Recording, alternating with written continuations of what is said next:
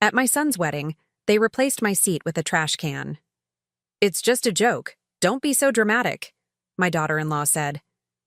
Everyone laughed, but when I revealed the DNA test of my grandson, the guests were stunned. "I'm glad to have you here. Follow my story until the end and comment the city you're watching from, so I can see how far my story has reached." I should have known something was wrong the moment I walked into the venue and couldn't find my name on the seating chart. The elegant script listing table assignments seemed to mock me as I ran my finger down the alphabetical order. Henderson, Hopkins, Jackson, but no Rhonda Mitchell anywhere to be found. "Excuse me." I approached the young woman with the clipboard, her smile bright and practiced. "I can't seem to find my table assignment. I'm Rhonda Mitchell, mother of the groom." Her smile faltered slightly. "Oh, let me check with the bride about that."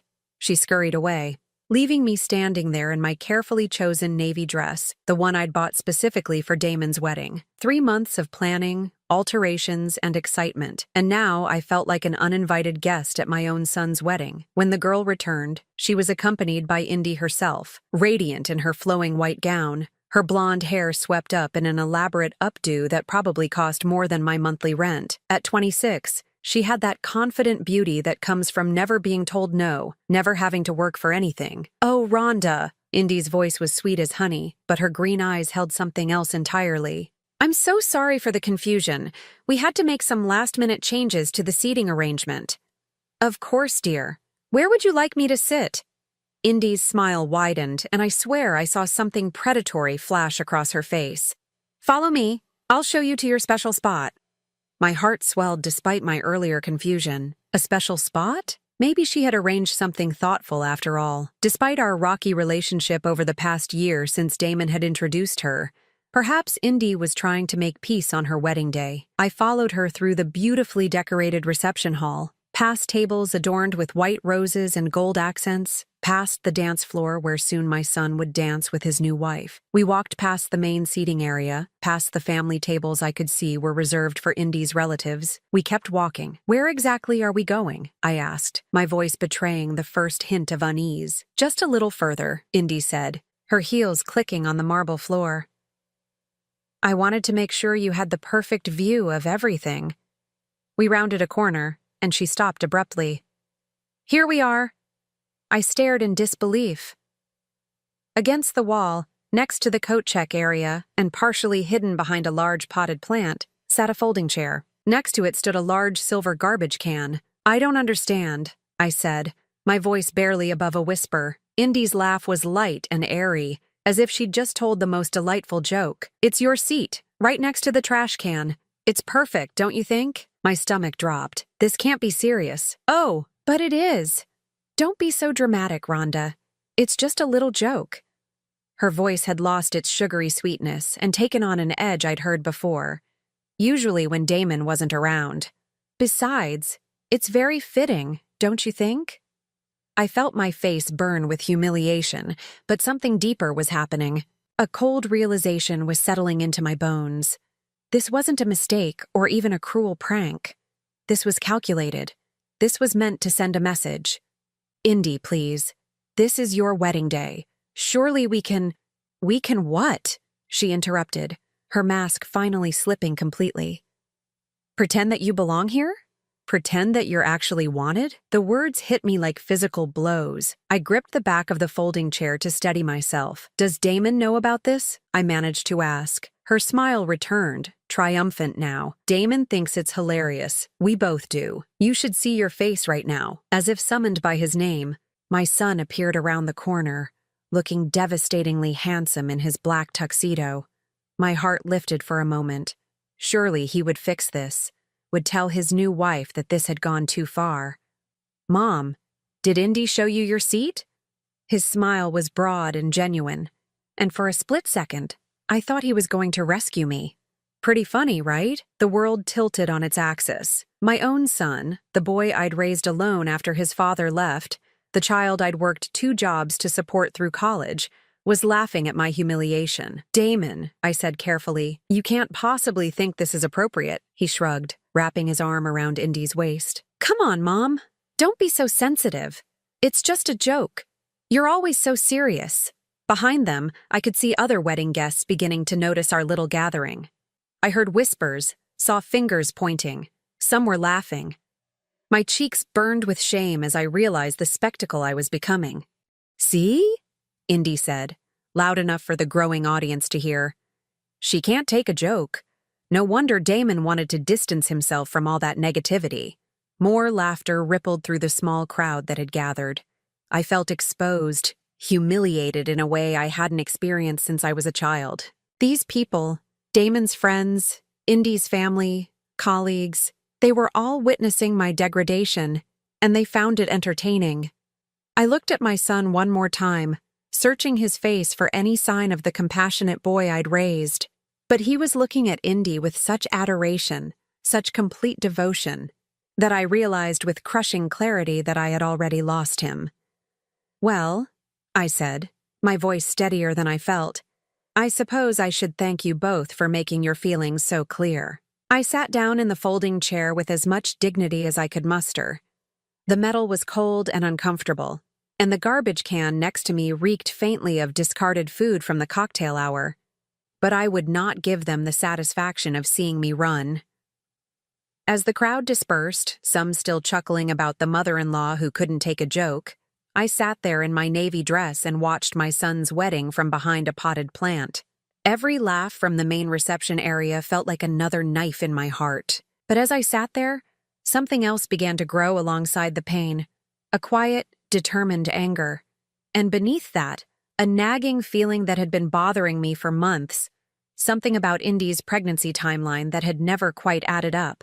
If they wanted to treat me like garbage, maybe it was time I started paying closer attention to exactly what kind of family I was supposedly being excluded from. Sitting in that folding chair for 3 hours, listening to the celebration I wasn't truly part of, gave me plenty of time to think. And the more I thought, the more certain uncomfortable memories began to surface.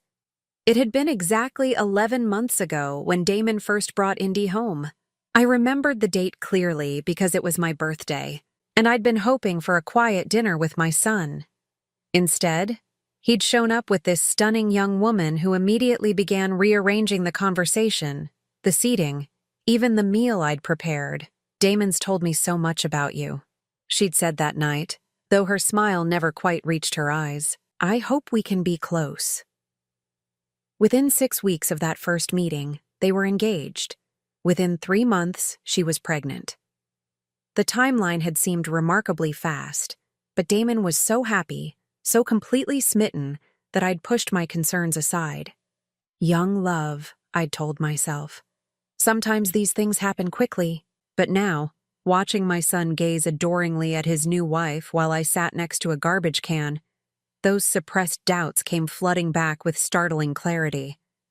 The baby, little Marcus, had been born exactly 7 months after Damon and Indy's first meeting. 7 months. They'd explained it as premature. Though Marcus had been a robust 8 pounds, hardly the size of a baby born significantly early. When I gently questioned this, Indy had become defensive. "Are you suggesting I'm lying about my own pregnancy?" she'd snapped. "Some babies develop faster than others. Maybe if you'd had more children, you'd understand these things better." The comment had stung, cutting right to the heart of my greatest regret. I'd wanted more children after Damon, but his father had left when Damon was 3, and I'd never found anyone worth bringing into our small, careful world. Indy had a talent for finding these tender spots and pressing on them with surgical precision. From my uncomfortable vantage point, I watched the baby being passed around among Indy's relatives. A beautiful child with dark hair and serious brown eyes that seemed to take in everything around him. He was 9 months old now, just beginning to pull himself up on furniture and babble in that delightful way babies do. But those eyes, they bothered me. Not because there was anything wrong with them, but because they looked nothing like Damon's bright blue ones. Or Indy's green ones, for that matter. In fact, looking around at the wedding guests, I couldn't spot anyone with Marcus's distinctive dark brown eyes and angular features. I shook my head, trying to dispel such thoughts. Genetics could be strange, unpredictable. Babies often looked different from their parents, especially in the early months. I was letting my hurt feelings cloud my judgment. But then I remembered another conversation, one that had happened just 3 months ago when I'd stopped by their apartment unannounced. I'd had to pick up some mail that had been delivered to my address by mistake, and I'd hoped to see Marcus, who seemed to grow and change every week. When I'd knocked, I could hear Indy on the phone inside, her voice raised in what sounded like an argument. "You need to stay away," she'd been saying. "I've told you 100 times. It's over. I'm married now, and that's final." When she'd opened the door, her face had been flushed. Her usual composure rattled. "Rhonda, what are you doing here?" "Just dropping off some mail," I'd said, holding up the envelope. "Is everything all right? You seem upset." "Just a telemarketer," she'd said quickly, but her hands were shaking as she took the envelope. You know how persistent they can be. I'd wanted to ask about Marcus, to spend a few minutes with my grandson, but Indy had made it clear I wasn't welcome. "Actually, this isn't a good time," she'd said, already closing the door. "Marcus is napping, and I have some important calls to make." Looking back now, that phone conversation hadn't sounded like a telemarketer at all. It had sounded personal, intimate even, despite the angry tone, like someone who'd had a relationship with Indy before, or during her time with Damon. Another memory surfaced, this one from just after Marcus was born. I'd been at the hospital, holding my supposed grandson for the first time, and a nurse had made an offhand comment. "He's got such distinctive features for a newborn," she'd said. "Usually takes a few months for their real personality to show in their faces, but this little guy knows exactly who he is." At the time, I'd taken it as a compliment. Now, I wondered if she'd been trying to tell me something else entirely. The reception was winding down now. The cake had been cut, the bouquet thrown, the first dance completed. Damon looked happier than I'd ever seen him, spinning Indy around the dance floor while their guests clapped and cheered. They truly seemed to be in love, at least on his part, but love could make people blind. I'd learned that lesson the hard way with Damon's father, who'd been charming and attentive right up until the day he cleaned out our bank account and disappeared with his secretary. As I finally stood to leave, my legs stiff from sitting in that awful chair for so long, I made a decision. If Indy wanted to treat me like trash, if she wanted to convince my son that I was nothing more than an unwanted burden, then maybe it was time I started acting like someone with nothing left to lose. I walked over to where Marcus was sleeping peacefully in his carrier, surrounded by gifts and flowers. His tiny features were relaxed in sleep, but even unconscious, those distinctive brown eyes and angular jawline seemed to tell a story that had nothing to do with my blue-eyed, round-faced son. "Beautiful baby," I murmured, loud enough for Indy to hear from across the room where she was accepting congratulations. "He's going to be quite the heartbreaker when he grows up." Indy's head snapped toward me, her eyes narrowing. For just a moment, I saw fear flash across her face before she recovered her composure. "Interesting." I leaned down and gently touched Marcus's tiny hand. Such a sweet, innocent child, caught in whatever web of lies the adults around him had woven. He deserved better than that. More importantly, so did Damon. As I walked toward the exit, I felt lighter than I had in months. Not because my humiliation had been resolved. I was still leaving a wedding where I'd been treated like garbage. But because I finally had a purpose, a direction for all the anger and hurt that had been building inside me. I was going to find out the truth about Marcus. Not for revenge, though I couldn't deny that the thought of wiping that smug smile off Indy's face held considerable appeal. I was going to do it because my son deserved to know who he'd really married and what kind of family he was trying to build. If I was right about my suspicions, this beautiful wedding would turn out to be built on a foundation of lies. And if I was wrong, well, at least I'd know for certain, and maybe I could find a way to make peace with the family that no longer seemed to want me. Either way, it was time to stop being the woman who sat quietly next to the garbage can and start being the mother who protected her child, even when he didn't want to be protected. 3 days after the wedding, I sat in my small kitchen staring at the yellow pages, my hands trembling slightly as I flipped through the section marked Private Investigators. The idea felt so foreign, so dramatic, that I almost closed the book several times. But every time I hesitated, I remembered that folding chair, that garbage can, and the way my own son had laughed at my humiliation.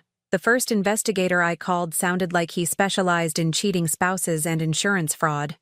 The second hung up when I mentioned wanting to investigate my daughter-in-law.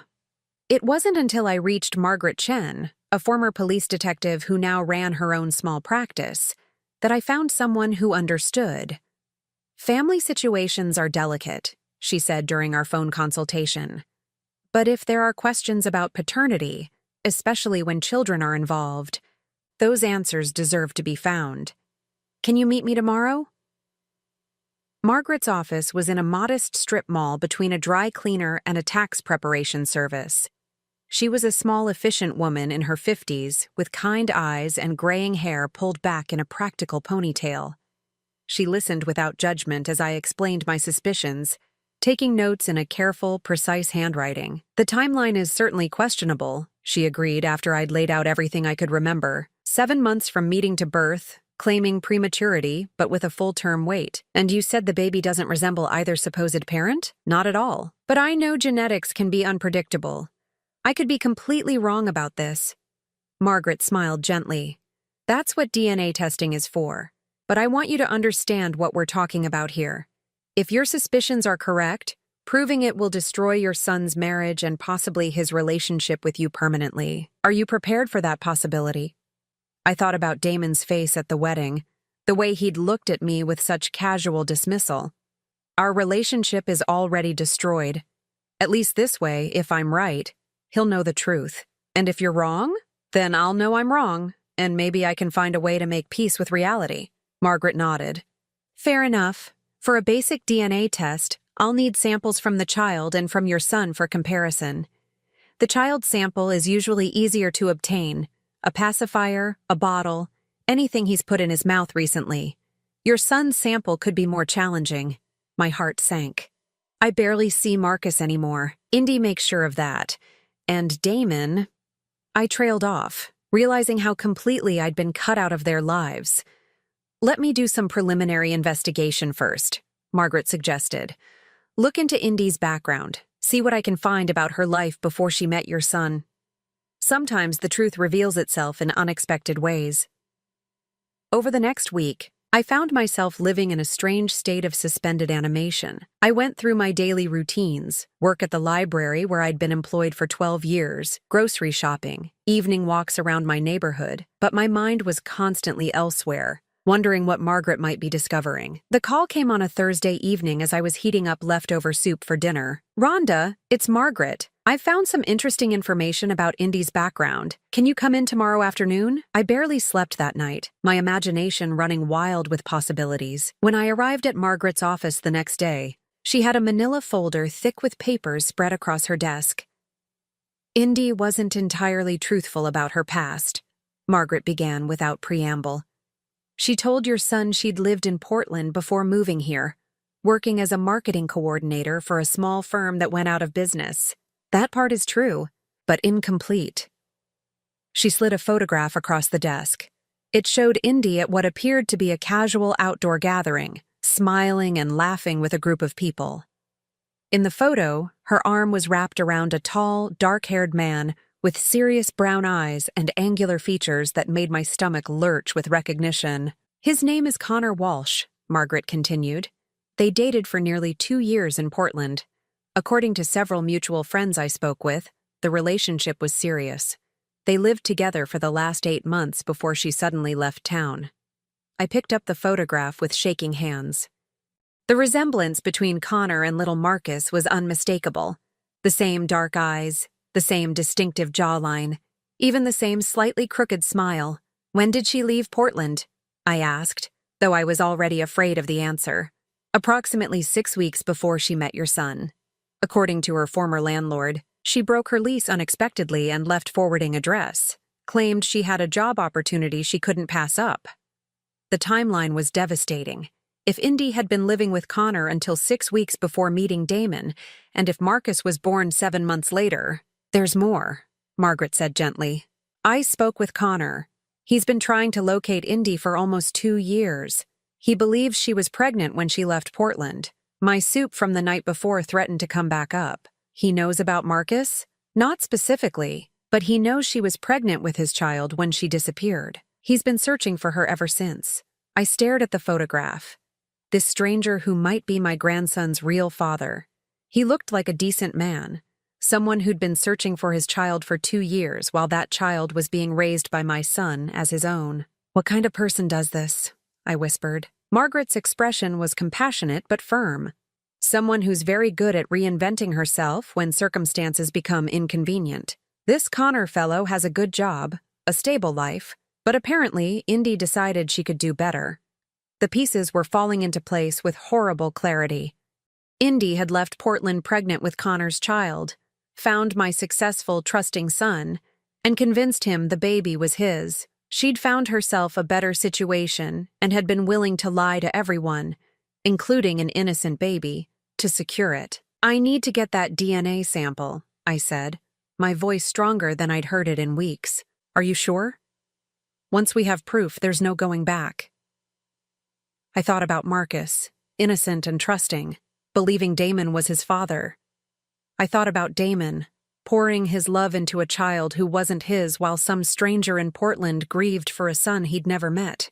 And I thought about myself, sitting next to that garbage can while Indy laughed at the family she was destroying with her lies. "I'm sure," Margaret nodded. "Then we need to be very careful about how we proceed. If Indy suspects what we're doing, she could disappear again, taking Marcus with her. She's done it before." That afternoon, I drove past Damon and Indy's apartment complex, trying to work up the courage to knock on their door.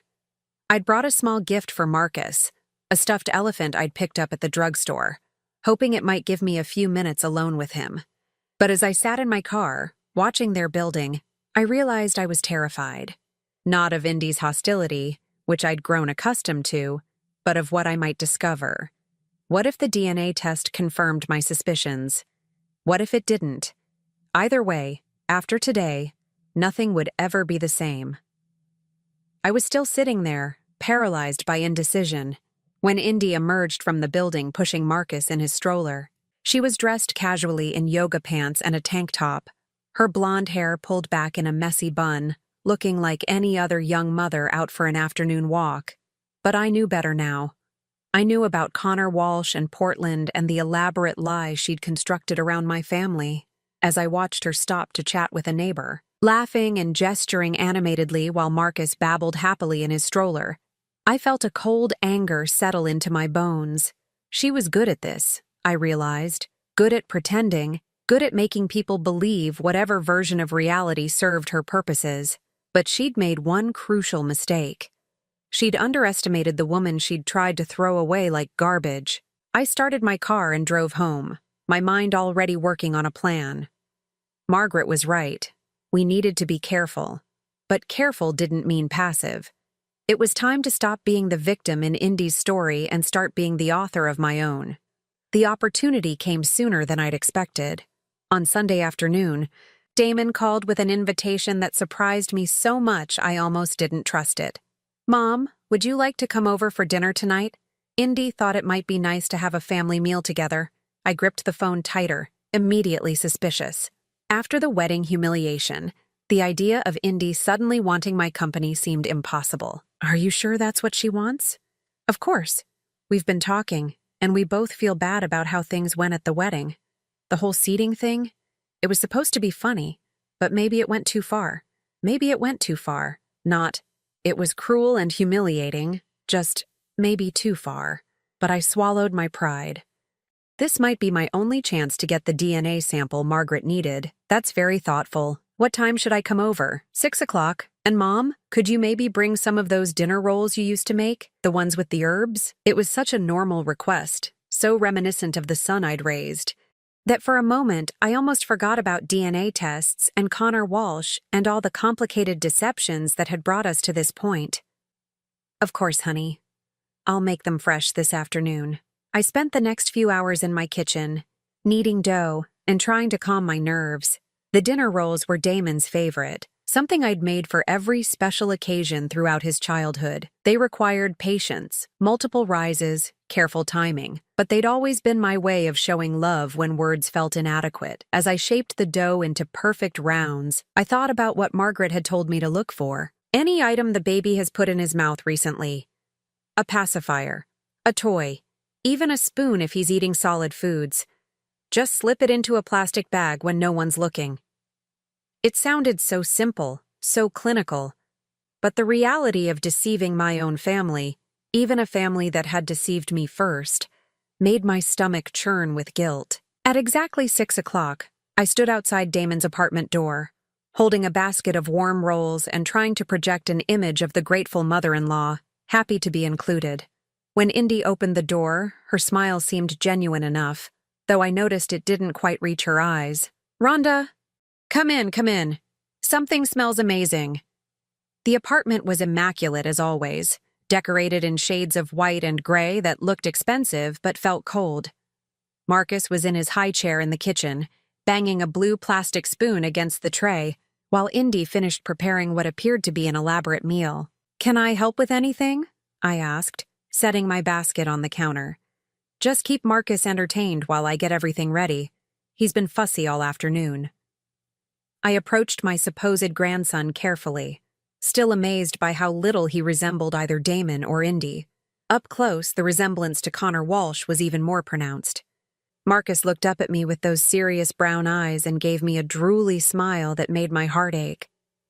"Hi there, sweetie," I said softly, reaching out to touch his tiny hand. He grabbed my finger immediately, his grip surprisingly strong for a 9-month-old. "He likes you," Damon said, appearing in the kitchen doorway. Look at that smile. For a moment, watching my son beam at what he believed was his child's affection for his mother, I almost lost my nerve. How could I destroy this beautiful illusion? Even if it was built on lies, Damon was genuinely happy. Marcus was loved and cared for. Was the truth worth shattering all of that? But then I remembered Connor Walsh, somewhere in Portland, not knowing if his child was alive or dead. I thought about Damon, building his life around a lie that could explode at any moment. And I thought about myself, treated like garbage because I was the only threat to Indy's carefully constructed fiction. The truth mattered. It always mattered.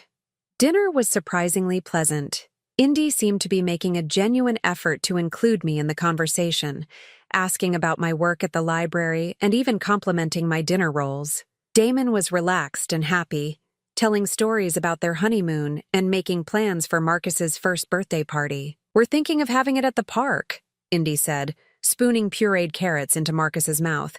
"A picnic theme, maybe. Family-friendly." "That sounds lovely," I replied, watching as Marcus grabbed the spoon and immediately put it in his mouth, covering it with carrots and saliva. "Perfect. Can I help feed him?" I asked.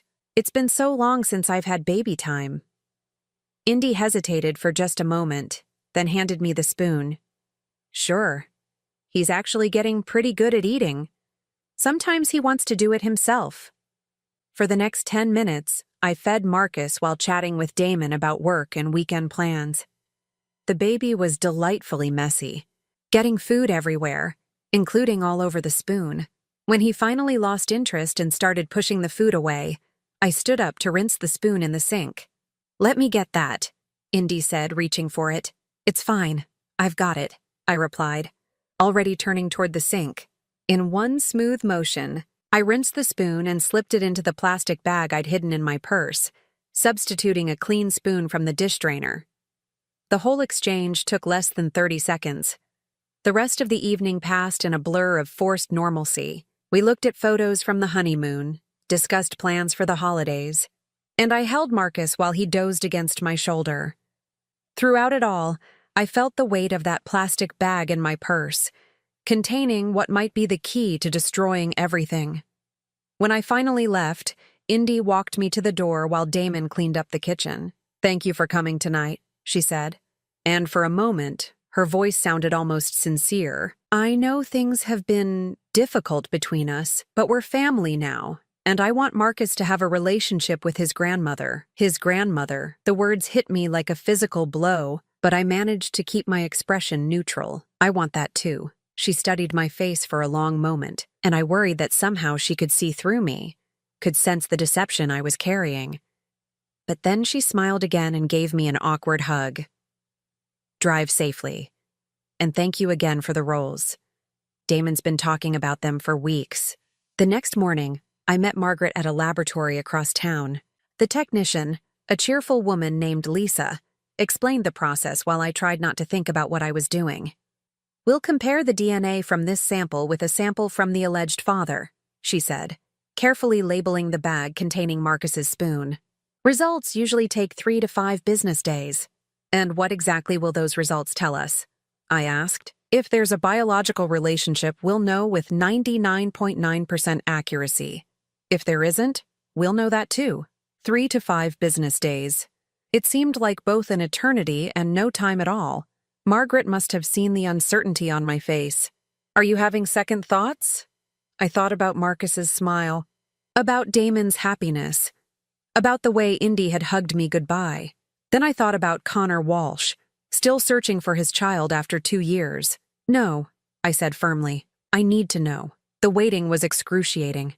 Every day felt like a week. Every phone call made my heart race, thinking it might be the results. I went through the motions of my normal routine, but my mind was constantly elsewhere, imagining different scenarios, different outcomes. Finally, on Friday afternoon, Margaret called. Rhonda, the results are in. Can you come to my office? My hands were shaking so badly I could barely drive. When I walked into Margaret's office, she was sitting behind her desk with a manila envelope in front of her, her expression grave.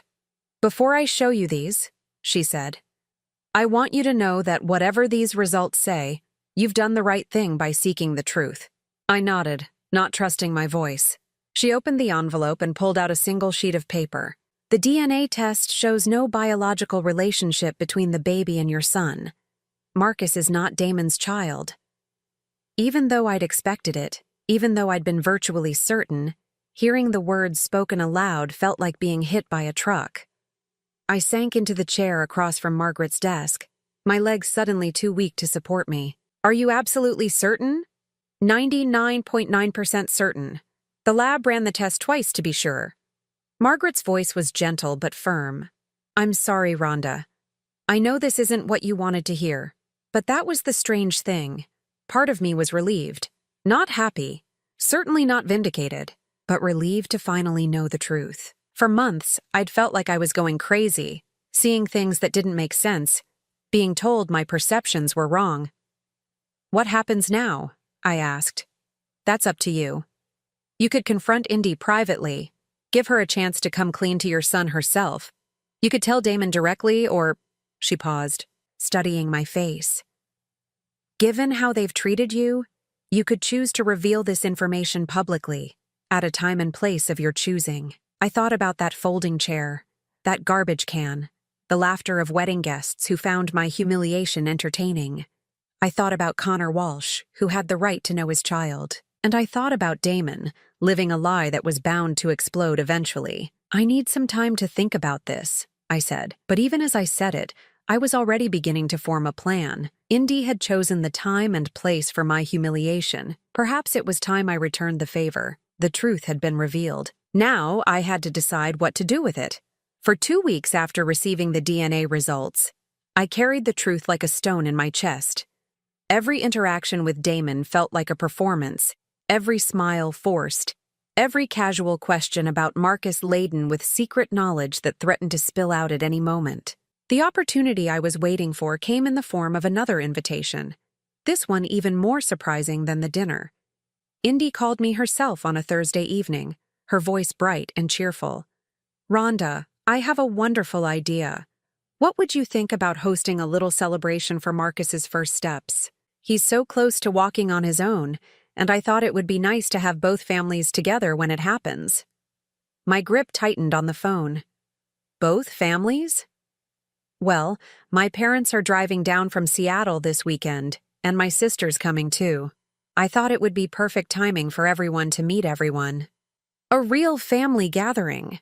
The irony was almost too much to bear. Indy wanted to parade her perfect little family in front of her relatives, with me playing the role of the grateful grandmother-in-law. She had no idea she was about to hand me the perfect stage for the performance of my lifetime. "That sounds lovely," I managed. "What can I bring?" "Just yourself." "Oh, and maybe some of those dinner rolls again?" My parents absolutely loved them when I told them about dinner the other night. Saturday afternoon arrived gray and drizzly, matching my mood as I drove to Damon's apartment complex. In my purse, carefully tucked into a manila envelope, were copies of the DNA test results and Margaret's investigation report, including the photograph of Connor Walsh. I'd also printed out the contact information Margaret had found for Connor, though I wasn't sure yet if I'd need it. The apartment was already crowded when I arrived. Indy's parents, Richard and Patricia Moore, were an elegant couple in their 60s who clearly had money and weren't shy about showing it. Patricia wore a cashmere sweater that probably cost more than my monthly grocery budget, and Richard's watch caught the light every time he gestured. Indy's sister, Melody, was a younger version of the bride, blonde, beautiful, and supremely confident. She was currently holding Marcus, cooing at him while he babbled and reached for her dangling earrings. "You must be Rhonda," Patricia said, approaching me with a smile that was polite, but measuring. "We've heard so much about you." I wondered exactly what they'd heard, given that Indy had seated me next to a garbage can at the wedding. "It's wonderful to meet you all. Thank you for including me in this celebration." "Of course," Richard said, though his handshake was brief and formal. Family is family. If only he knew how ironic that statement was about to become. For the first hour, I played my part perfectly. I admired Patricia's stories about their recent cruise, laughed at Richard's jokes about retirement, and listened to Melody's complaints about her job in marketing. The whole time, I kept one eye on Marcus, who was indeed very close to taking his first independent steps. He was pulling himself up on furniture and taking tentative steps while holding on, his face bright with determination. Damon was in his element, the proud father documenting every moment with his phone, calling out encouragement to the baby who believed he was his son. The sight of it made my heart ache. But I pushed the emotion aside. This had to be done. "Should we move to the living room?" Indy suggested as we finished lunch. "More space for Marcus to practice walking." We all gathered in the spacious living room, sitting in a loose circle on the floor while Marcus stood unsteadily in the center, holding onto the coffee table. The atmosphere was warm and expectant, everyone waiting for that magical moment when he would let go and take his first solo steps. "Come on, buddy," Damon called, sitting about 6 feet away with his arms outstretched. "Come to Daddy." The word Daddy hit me like a physical blow, but I forced myself to remain calm. Marcus looked around at all the encouraging faces, seeming to sense that something important was happening. He let go of the coffee table and stood swaying for a moment, then took one careful step, then another. "He's doing it!" Melody squealed. Everyone was cheering and clapping as Marcus took 5 wobbly steps before sitting down hard on his bottom. Looking surprised but pleased with himself, Damon scooped him up, spinning him around while the baby giggled. "Marcus's first steps," Indy said, tears in her eyes. "I wish we could capture this moment forever." "Actually," I said, standing up slowly, "I think this is the perfect time to share something I've been wanting to discuss with the whole family." The room fell quiet, all eyes turning to me. Indy's smile faltered slightly, perhaps sensing something in my tone. "What is it, Mom?" Damon asked, still holding Marcus. I reached into my purse and pulled out the manila envelope, my hands steadier than I'd expected them to be. "I've recently learned some information that I think everyone needs to know, especially you, Damon." Indy's face went pale. "Rhonda, what are you doing?" "I'm telling the truth," I said simply. "Something I probably should have done weeks ago." I opened the envelope and pulled out the DNA test results, holding them up so everyone could see the official laboratory letterhead. 2 weeks ago, I had a DNA test performed on Marcus. The silence in the room was deafening. Damon's face went through a series of expressions: confusion, disbelief, and then something that might have been understanding. "Mom, why would you—" he started. "Because I suspected what these results have now confirmed," I interrupted. "Marcus is not your biological son." The explosion of voices was immediate. Patricia gasped audibly. Richard muttered something under his breath, and Melody's mouth fell open in shock. But it was Indy's reaction that I focused on, the way her face crumpled, then hardened, then crumpled again as she realized her carefully constructed world was falling apart. "That's impossible," she said, but her voice lacked conviction. "How dare you?" "The test shows zero biological relationship between Damon and Marcus," I continued, my voice cutting through the chaos, which led me to do some additional investigation.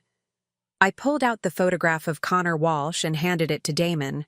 His face went white as he stared at the image, then looked at Marcus, then back at the photograph. "Who is this?" he whispered. "His name is Connor Walsh. He's a software engineer from Portland who's been searching for Indy and his son for the past 2 years. Indy finally found her voice, and when she spoke, it was with the fury of someone who'd been cornered.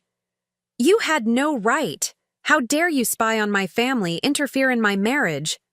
"Your marriage?" I laughed, and there was no humor in it.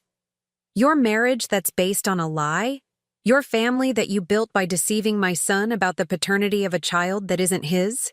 "Stop it," Damon said quietly, still staring at the photograph. "Just, everybody stop." The room fell silent again.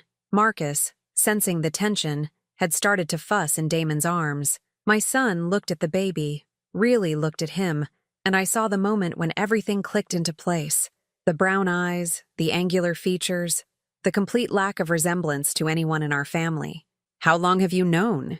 he asked Indy, his voice barely audible. Indy opened her mouth, closed it, then opened it again. "Damon, I can explain. How long?" She crumpled then, all her defiance disappearing at once. "Since before I met you," she whispered.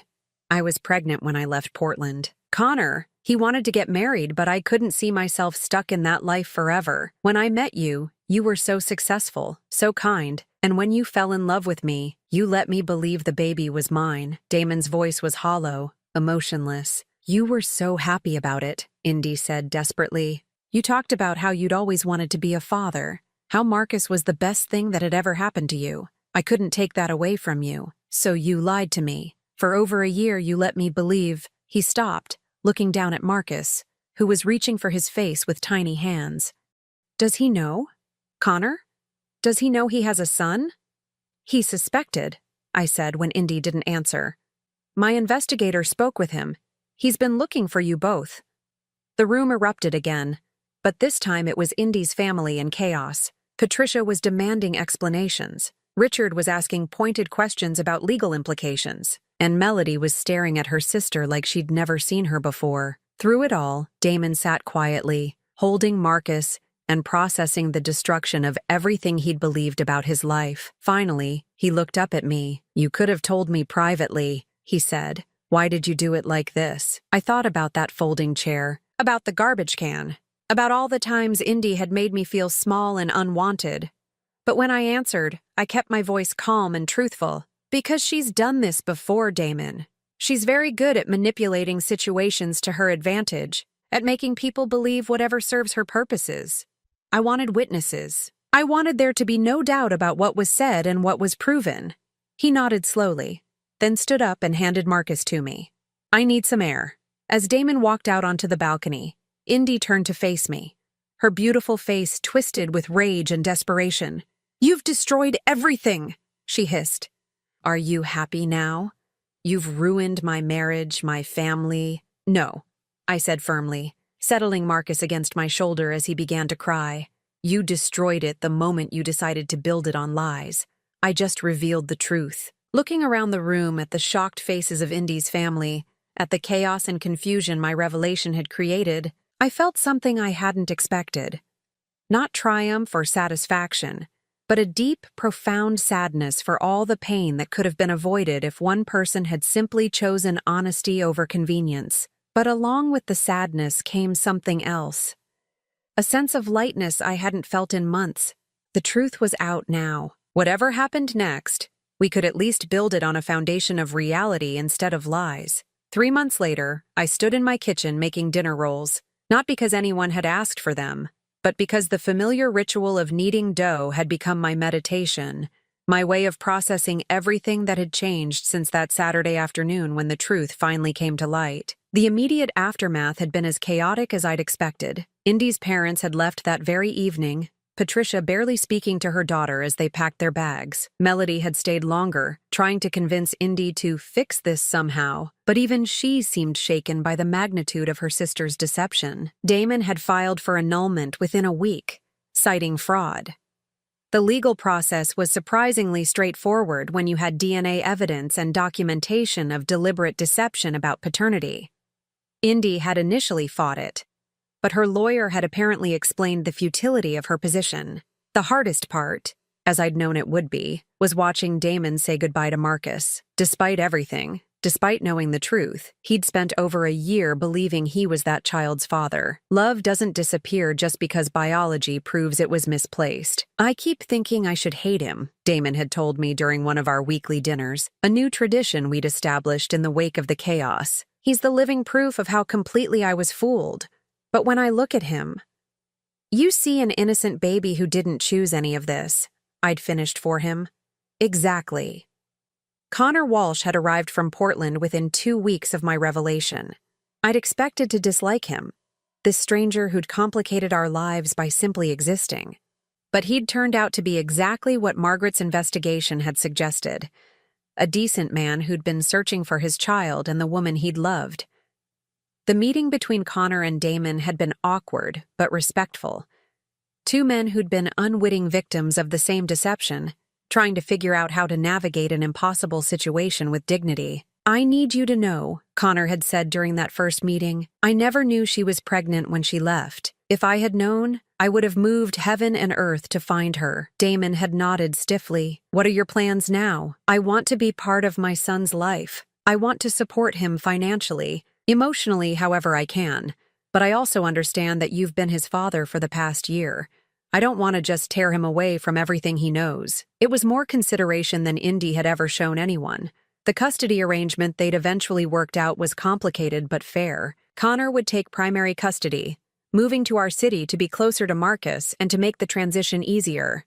Damon would have regular visitation rights until Marcus was old enough to understand the situation, at which point they'd revisit the arrangement. Indy had fought the custody decision bitterly, but her position was weak. She'd committed fraud, she had no stable income of her own, and she'd demonstrated a pattern of deception that judges tend to take seriously in custody cases. The last I'd heard, she'd moved back to Seattle to live with her parents, pending the outcome of various legal proceedings. Richard and Patricia had apparently been less forgiving of their daughter's behavior than I might have expected from people who'd initially seemed so protective of her. But tonight, none of that mattered. Tonight, Damon was coming for dinner, and for the first time in over a year, it was just going to be the two of us. No Indy monitoring our conversation, no tension about whether I was welcome in my own son's life, no walking on eggshells around topics that might upset the delicate balance of lies. The doorbell rang at exactly 6 o'clock. Some things never changed. Damon had always been punctual. "Something smells amazing," he said as I opened the door, and for a moment he was just my son again. The boy who'd never met a dinner roll he didn't love. "They're almost ready," I said, stepping aside to let him in. "How was your week?" It was such a normal question, the kind of thing I'd longed to ask him for months without feeling like I was intruding on his carefully constructed life. "Actually, pretty good," he said, settling into his old spot at my kitchen table. "I had lunch with Connor and Marcus yesterday." I paused in pulling the rolls from the oven. This was still an adjustment for all of us. The idea that Damon would voluntarily spend time with the man who'd unknowingly been his replacement. "How's Marcus doing?" "Good. Really good, actually. Connor's great with him, and he's patient with me, too. He lets me be part of things even though he doesn't have to." I set the basket of rolls on the table and sat down across from my son. "That must be complicated for you." Damon was quiet for a moment, buttering a roll with the same careful precision he'd used as a child. "It is. Some days I still wake up and think about what Marcus might be doing, whether he needs anything. Then I remember that he's not. That I'm not." He trailed off. "You're not his father," I said gently. "But you were. For a year, you were everything a father should be. That love wasn't wasted, honey. It just got redirected. Is that what happened to you? He asked, looking up at me with eyes that reminded me so much of his father's. When Dad left, did your love for him just get redirected? The question caught me off guard. We'd never really talked about his father's abandonment. Not honestly. In a way, yes. All that love I would have given him, I poured into raising you instead. I'm sorry, he said suddenly, for how I treated you, for laughing when Indy put you next to that garbage can, for pushing you away, for choosing her version of reality over yours. I felt tears prick at my eyes. You fell in love, Damon. People do foolish things when they're in love. Trust me, I know something about that. But you're my mother. I should have protected you, not participated in humiliating you. You were protecting what you thought was your family. I understand that impulse. He reached across the table and took my hand. You saved me, you know. If you hadn't discovered the truth, how long would it have gone on? Would I have spent years raising another man's child, thinking he was mine? Would Indy have ever told me the truth? I squeezed his hand. I don't know, but I do know that Marcus deserves to know his real father, and Connor deserves to know his son, and you deserve to build your life on truth, not lies. Even if the truth hurt? Especially then. We ate dinner in comfortable silence, the kind of easy quiet that I'd forgotten we could share. Afterward, Damon helped me clear the table and wash dishes, falling back into old rhythms as if the past year of distance had never happened. I've been thinking about dating again, he said as we finished cleaning up. Not seriously, not yet, but eventually. That's healthy, I said, hanging up the dish towel. You're young, you have so much to offer someone. This time, I want to do things differently. Take it slower, ask more questions, maybe introduce them to my very smart mother who has good instincts about people. I laughed, feeling lighter than I had in months. Your very smart mother who's also learned a thing or two about speaking up when something doesn't feel right. Good, Damon said, hugging me tight. I need someone who'll tell me the truth, even when it's difficult to hear. After he left, I sat in my living room with a cup of tea, thinking about the strange journey that had brought us here. 6 months ago, I'd been the unwanted mother-in-law sitting next to a garbage can while my family laughed at my humiliation. Tonight, I was simply Damon's mother again, trusted with his thoughts and feelings, valued for my perspective instead of dismissed for my inconvenience.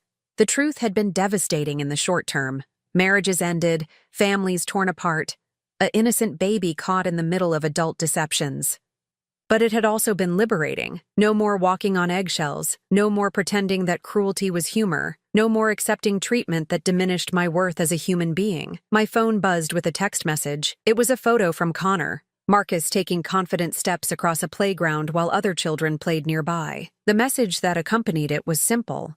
Thought you'd like to see how steady he's getting on his feet? I smiled, studying the picture of the little boy who would never be my biological grandson, but who would always hold a special place in my heart. In the photo, Marcus was laughing, his arms outstretched for balance, his face bright with the joy of newfound independence. He was learning to walk on his own, away from the lies and manipulations that had defined his early life. In a way, so was I. I texted back, "He looks happy and healthy. Thank you for including me." Connor's response came quickly. "You're the one who made it possible for him to know his real family. We'll always be grateful for that." Real family. Not the family built on convenience and deception, but the messy, complicated, honest family that emerges when people choose truth over comfort. I set my phone aside and picked up the book I'd been reading, settling deeper into my favorite chair. Tomorrow I would go to work at the library, maybe call my friend Susan to catch up, perhaps visit the farmer's market I'd been meaning to explore. Simple pleasures, but they were mine to choose now, without having to worry about whether they would meet with someone else's approval. The truth had set us all free, even when, especially when, it had hurt. And for the first time in over a year, I was exactly where I belonged, in my own life, valued by people who saw my worth, surrounded by love that didn't require me to diminish myself to receive it. Some victories don't come with fanfare or celebration. Sometimes the greatest triumph is simply the quiet satisfaction of knowing you chose courage over comfort, truth over convenience, and your own dignity over someone else's lies. That night, I slept better than I had in months. Now I'm curious about you who listened to my story. What would you do if you were in my place? Have you ever been through something similar? Comment below. And meanwhile, I'm leaving on the final screen 2 other stories that are channel favorites, and they will definitely surprise you. Thank you for watching until here.